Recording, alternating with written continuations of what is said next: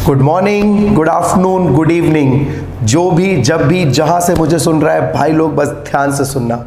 This is CA Rahul Jain और आज मैं आपके लिए लेकर आया हूं एक अलग कॉन्सेप्ट जो मार्जिनल कॉस्टिंग में आपने बहुत बार सुन के भी नहीं सुना है।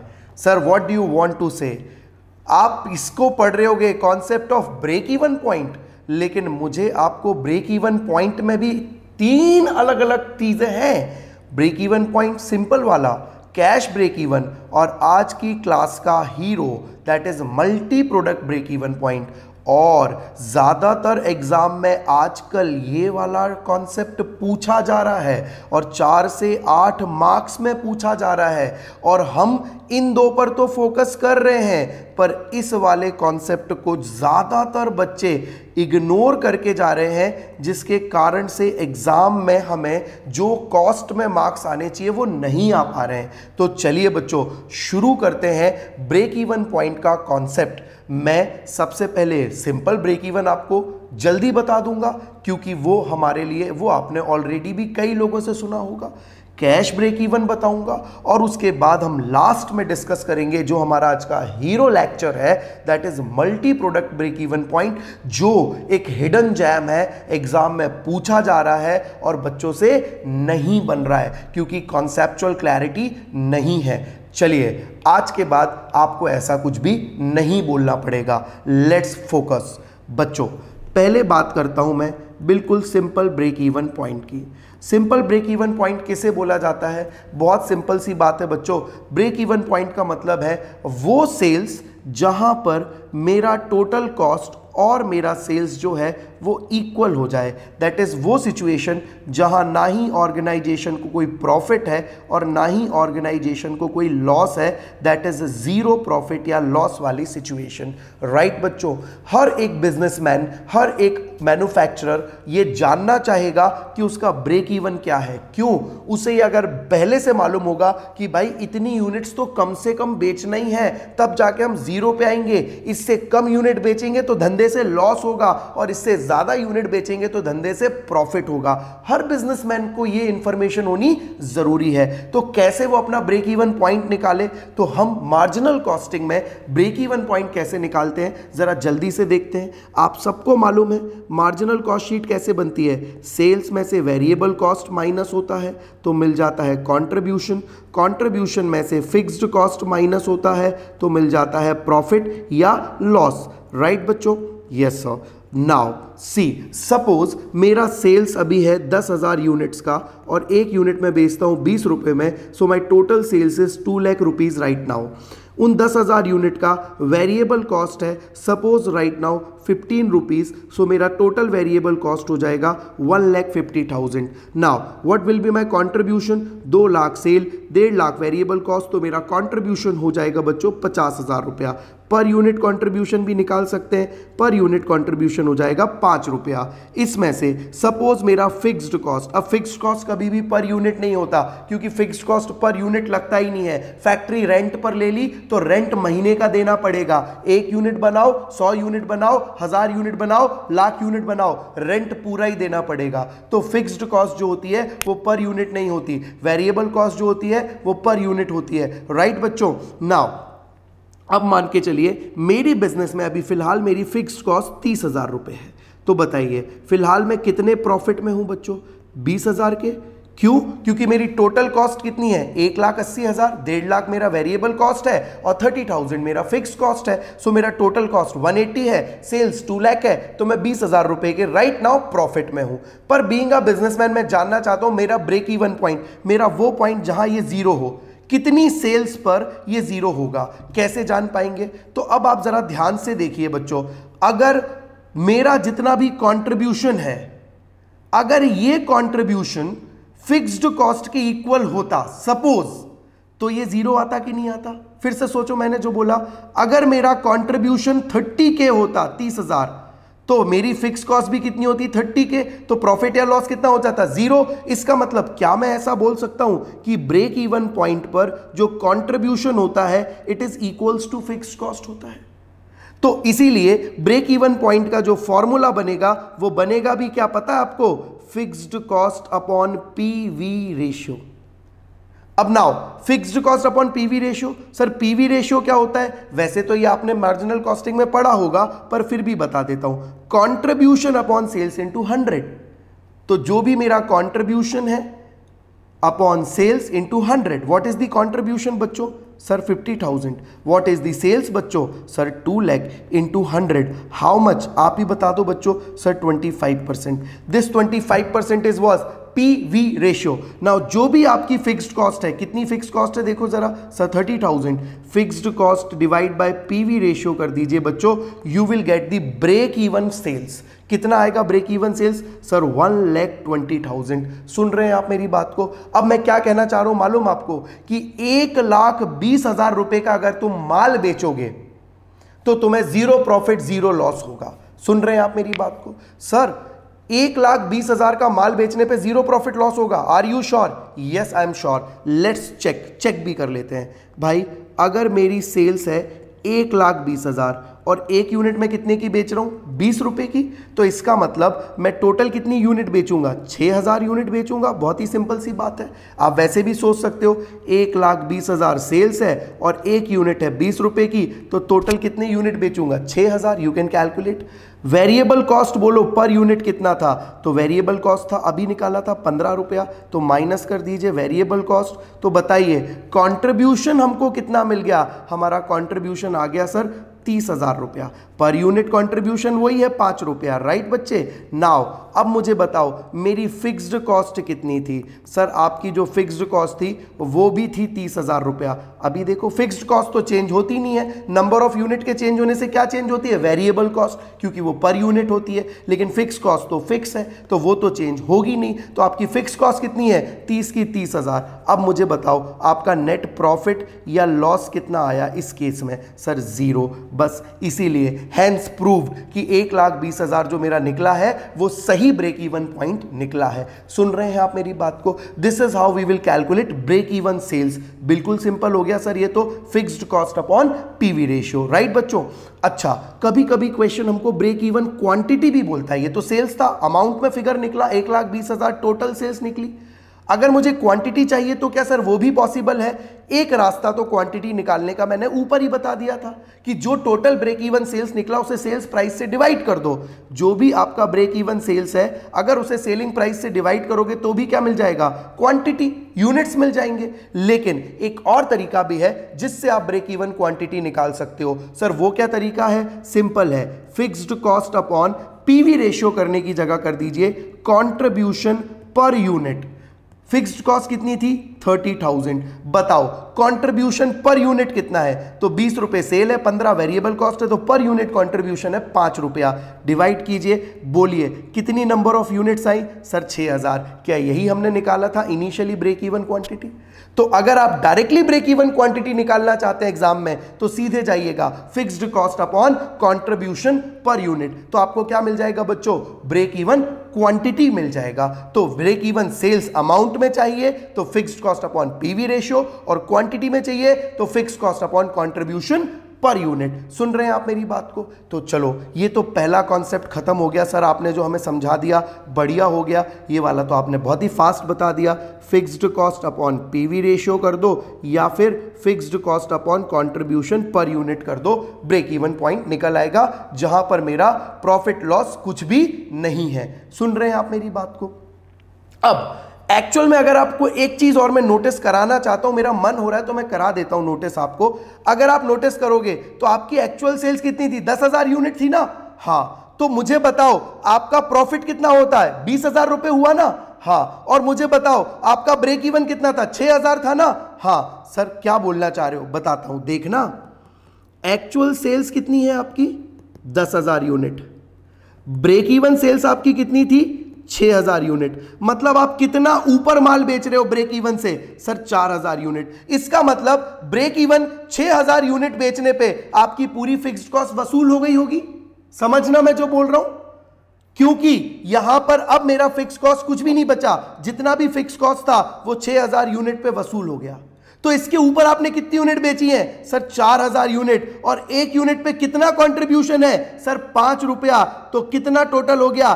20,000। और क्या 10,000 यूनिट बेचने पर यही आपका प्रॉफिट आ रहा था? 20,000। Yes sir. मतलब व्हाट आई वांट टू से कि फिक्स्ड कॉस्ट रिकवर होने के बाद आप जितनी भी यूनिट्स उसके ऊपर बेचोगे, वो सारी यूनिट्स में जो कंट्रीब्यूशन पर यूनिट है एक्चुअल में वही आपका क्या है? प्रॉफिट भी है। एक छोटा सा ऑब्जर्वेशन था जो मैं आपको समझाना चाहता था कि ब्रेक इवन पॉइंट के ऊपर जितना यूनिट बेचोगे उसमें सीधे सीधे कंट्रीब्यूशन से मल्टीप्लाई भी करोगे तो भी आपको क्या मिलेगा? आपका प्रॉफिट। क्योंकि fixed cost break even point तक आपका क्या हो जाता है? पूरा का पूरा रिकवर हो जाता है। चलिए बच्चों, ये हमारा पार्ट 1 कंप्लीट हुआ, that is break even point. अब हम आते हैं बच्चों पार्ट 2 की तरफ, कैश ब्रेक इवन पॉइंट। अब ये क्या बला है sir cash break even point? अरे कुछ भी नहीं है यार। Part 2 cash break even point. Sir बहुत आसान है। अभी मैंने आपको ब्रेक इवन पॉइंट 2 तरीके से निकालना सिखाया। एक break even point sales amount के टर्म में और एक ब्रेक इवन क्वांटिटी। राइट बच्चों? क्या बताया था फॉर्मूला? सर बताया आपने fixed cost upon PV ratio करोगे तो ब्रेक इवन सेल्स आएगा और fixed cost upon contribution per unit करोगे तो ब्रेक इवन क्वांटिटी आएगा। नाउ अगर बिजनेसमैन जानना चाहता है उसका कैश ब्रेक इवन पॉइंट, अब ये क्या होता है sir cash break even point? Sir fixed cost में तो आपकी सारी फिक्स्ड कॉस्ट शामिल है ना, मतलब कैश और नॉन कैश दोनों फिक्स्ड कॉस्ट शामिल है। जैसे कौन सी होती है साहब नॉन कैश? लाइक डेप्रीशिएशन भी तो फिक्स्ड कॉस्ट है, हर साल मशीन पे लगना ही लगना है वो तो भाई साहब डेप्रीशिएशन कहीं एक्चुअल में तो पे अप करना नहीं पड़ रहा है, तो डेप्रीशिएशन कैसी फिक्स्ड कॉस्ट हो गई? Non cash. अब बिजनेस सोच रहा है यार जो मेरी जेब से नहीं जा रहा उसे कंसिडर मत करो, उसको भूल जाओ अभी, आप तो अभी मेरी जो जेब से जा रहा है वो वसूल हो पा रहा है कि नहीं उसके हिसाब से ब्रेक इवन बता दो। तो कुछ भी नहीं करना बच्चों, बहुत सिंपल हो जाएगा। अगर फिक्स्ड कॉस्ट में से नॉन कैश को हटा दो तो कौन सी फिक्स्ड कॉस्ट बचेगी? Cash fixed cost. बस बन गया formula, cash fixed cost upon PV ratio. Cash fixed cost upon PV ratio. और कैश फिक्स्ड कॉस्ट कैसे मिली? फिक्स्ड कॉस्ट में से नॉन कैश आइटम को हटा दिया। तो बस इतना ही करना है कि fixed cost minus non cash fixed cost. यहां भी फिक्स्ड कॉस्ट में से क्या हटा दोगे? Non cash fixed cost. तो जैसे ही फिक्स्ड कॉस्ट में से नॉन कैश फिक्स्ड कॉस्ट को हटाओगे लाइक डेप्रीशिएशन तो आपको क्या मिल जाएगी? Cash fixed cost. और डिवाइड बाय कर दीजिएगा पीवी रेशियो या कंट्रीब्यूशन पर यूनिट तो आपको मिल जाएगा ब्रेक इवन सेल्स या ब्रेक इवन क्वांटिटी। तो कैश फिक्स्ड कॉस्ट का कॉन्सेप्ट तो और भी आसान था, कुछ भी नहीं करना था, बस जो आपकी फिक्स्ड कॉस्ट क्वेश्चन में दी थी उस फिक्स्ड कॉस्ट में से क्या हटा देना है? Non cash. तो क्या बचेगी? Cash fixed cost upon PV ratio कर देना है। और यहां पर भी हमें cash fixed cost upon CPU contribution per unit करोगे तो क्वांटिटी मिल जाएगा। This is part 2, very easy, बहुत आसान। बच्चों ये 2 कॉन्सेप्ट कंप्लीट करने के बाद अब हम आएंगे अपने हीरो प्रोडक्ट की तरफ, जिसके लिए हमने ये पूरा का पूरा लेक्चर डिजाइन किया है जो एग्जाम में बहुत बार पूछा जा रहा है और हमसे मिस हो जा रहा है और बड़ा इंपॉर्टेंट और टेक्निकल सा कॉन्सेप्ट है, that is multi product break even point. ये क्या है sir multi product break even point? समझते हैं क्या है। Part 3 multi product break even point. बच्चों जरा ध्यान से सुनना और ध्यान से समझना इस कॉन्सेप्ट को। क्या एक ऑर्गेनाइजेशन में जरूरी है कि सिर्फ एक ही प्रोडक्ट हो? अभी तक आपने जितना ब्रेक इवन निकाला ना उसमें सिर्फ एक ही टाइप का प्रोडक्ट था, एक ही सेल्स थी। लेकिन जरूरी तो नहीं है कि एक ऑर्गेनाइजेशन में सिर्फ एक ही प्रोडक्ट हो, एक से ज़्यादा प्रोडक्ट भी तो हो सकते हैं। अरे यार मान लो मेरी एक गिफ्ट गैलरी है। क्या है मेरी एक गिफ्ट गैलरी? अब आप मुझे बताओ अगर मेरी गिफ्ट गैलरी है तो वहाँ तो मैं 3 प्रकार के गिफ्ट बेच रहा हूँ। मान लो एक मैं टेडी बियर्स बेचता हूँ, भाई टेडी बियर की डिज़ाइन पर मत जाना, ये बेस्ट पेंटिंग है मेरी। दूसरा मान लो मैं शो पीसेस बेचता हूँ। शो पीस समझते हो ना सब लोग, टाइटैनिक वाइटैनिक के पोज और वाले पोज लड़के लड़की वो खड़े रहते हैं, खरीद के बेच देते हैं सब लोग, है ना, प्यार में अंधे लड़के खरीद के ले जाते हैं, महंगी महंगी चीज़ें लड़कियों को देते, बेबी ये लो, और लड़कियां वो पास ऑन कर देती है अगले बेबी को, बेबी मेरी तरफ से तुमको, छोड़ो उसमें नहीं जाते हैं। और ग्रीटिंग कार्ड्स भी उसके यहाँ पे रखे होते हैं। तो टोटल मिलाकर उसके यहाँ 3 प्रकार का सामान रखा हुआ है, टेडी बियर और शो पीसेस और ग्रीटिंग कार्ड्स। अब बच्चों समझना जरा ध्यान से मेरी बात को। अब मैं आपसे अगर ये बोलूं कि मुझे इन तीनों का ब्रेक इवन क्वांटिटी चाहिए तो कैसे निकालोगे? इतनी छोटी सी बात के लिए परेशान हो रहे हो सर, आप लगे हो बड़ा concept. Sir break even quantity का फॉर्मूला लगा देंगे, fixed cost upon PV ratio या fixed cost upon contribution per unit, मिल जाएगा। अच्छा ऐसा, चलो जरा देखना। मान लो कि क्वेश्चन ने मुझे तीनों का सेल्स क्वांटिटी दे रखा है। कितना दे रखा है सेल्स क्वांटिटी? से फॉर एग्जांपल ये 8000 यूनिट्स बिकता है, ये 12000 यूनिट्स बिकता है और ये मान के चलिए 20000 यूनिट्स बिकता है। ये मुझे क्वेश्चन ने तीनों का क्या दे रखा है? Sales quantity. तो मेरा टोटल सेल्स क्वांटिटी कितना हो गया बच्चों? मेरा टोटल सेल्स क्वांटिटी हो गया 40000 यूनिट। सबका मिला के मैं 40000 क्वांटिटी बेच देता हूं। ध्यान से सुनिएगा, मान के चलो क्वेश्चन ने मुझे सबका सेल्स प्राइस भी दे रखा है। टेडी बियर 100 रुपये पर यूनिट में बिकता है और जो शो पीसेस हैं वो 200 रुपये पर यूनिट में बिकता है और ग्रीटिंग कार्ड 50 रुपये पर यूनिट बिकता है। ये तीनों का इंडिपेंडेंट सेल्स प्राइस भी दे रखा है और क्वेश्चन ने मुझे तीनों का वेरिएबल कॉस्ट भी दे रखा है। वेरिएबल कॉस्ट कितना दे रखा है? से फॉर एग्जांपल टेडी बियर का वेरिएबल कॉस्ट है 60 रुपीज़, शो पीस का वेरिएबल कॉस्ट है 150 रुपीज़ और ग्रीटिंग कार्ड का वेरिएबल कॉस्ट है 40 रुपीज़। इसके अलावा एक और इन्फॉर्मेशन है जो क्वेश्चन ने मुझे दे रखी है, दैट इज फिक्स्ड कॉस्ट। बताओ क्या फिक्स्ड कॉस्ट तीनों की अलग अलग हो सकती है? नहीं, फिक्स्ड कॉस्ट पर यूनिट होती ही नहीं है। फिक्स्ड कॉस्ट मतलब क्या है? अरे गिफ्ट गैलरी तो एक ही है ना जहां पे ये सारा सामान रखा हुआ है। तो सपोज वो गिफ्ट गैलरी रेंटेड है तो उसका रेंट हमारा फिक्स्ड कॉस्ट है कि नहीं? अब बताओ टेडी बियर का रेंट है कि शो पीस का रेंट है कि ग्रीटिंग का? अरे सबका है भाई। बाहर सिक्योरिटी गार्ड खड़ा हुआ है गिफ्ट गैलरी के बंदूक लिए हुए, बताओ उसकी salary teddy bear, show piece और ग्रीटिंग कार्ड किस में डालोगे? अरे ये तो टोटल ओवरऑल है। एग्जैक्टली, फिक्स्ड कॉस्ट हमेशा कैसी होती है बच्चों? फिक्स्ड कॉस्ट हमेशा इन टोटैलिटी होती है। फिक्स्ड कॉस्ट प्रोडक्ट वाइज नहीं होती। वेरिएबल कॉस्ट हर प्रोडक्ट की अलग अलग हो सकती है लेकिन फिक्स्ड कॉस्ट टोटल होती है। अब कैसे निकालोगे बताओ? सबका ब्रेक इवन अलग अलग, क्योंकि कंट्रीब्यूशन सबका अलग है, पीवी रेशियो सबके निकल जाएंगे अलग अलग, लेकिन फिक्स कॉस्ट तो एक ही है। तो बताओ तीनों के ब्रेक इवन कैसे निकालोगे? ओहो ऐसे फंस जाते हैं। यस सर बताओ, अब मजा आ रहा है, समझना है अब तो। चलो अब समझाता हूं कैसे हमें इसे अप्रोच करना है क्वेश्चन को। सबसे पहले मैं यहां तीनों आइटम लिख देता हूं, टेडी बियर, शो पीस और ग्रीटिंग कार्ड, और यहां लिख देता हूं total. Now tell me the selling price per unit तीनों का। तो क्वेश्चन में दिया था ये 100 रुपये का था, ये 200 रुपये का था और ये 50 रुपये का था। ये क्वेश्चन में सामने दिया हुआ है, यहीं से उठाया है, कुछ नया नहीं है। Tell me the variable cost तीनों का। तो सर इसका वेरिएबल कॉस्ट 60 था, इसका वेरिएबल कॉस्ट 150 था और इसका वेरिएबल कॉस्ट 40 था। अगेन ये भी मैंने क्वेश्चन से ही उठाया है, कुछ अलग नहीं किया है। सेल्स में से वेरिएबल कॉस्ट माइनस करोगे तो क्या मिलेगा? सर कंट्रीब्यूशन पर यूनिट, क्योंकि सब कुछ पर यूनिट है तो कंट्रीब्यूशन भी पर यूनिट मिलेगा। ये 40 रुपया पर यूनिट, ये 50 रुपया पर यूनिट और ये 10 रुपया पर यूनिट। बच्चों जब इतना कर लिया ना तो ये आपका स्टेप नंबर 1 खत्म हो गया। हमारा पर्पस क्या है? तीनों प्रोडक्ट का इंडिविजुअल ब्रेक इवन पॉइंट निकालना। कैसे निकलेगा अभी देखते जाइए। अभी तो सिर्फ पहला स्टेप हुआ है कंट्रीब्यूशन पर यूनिट।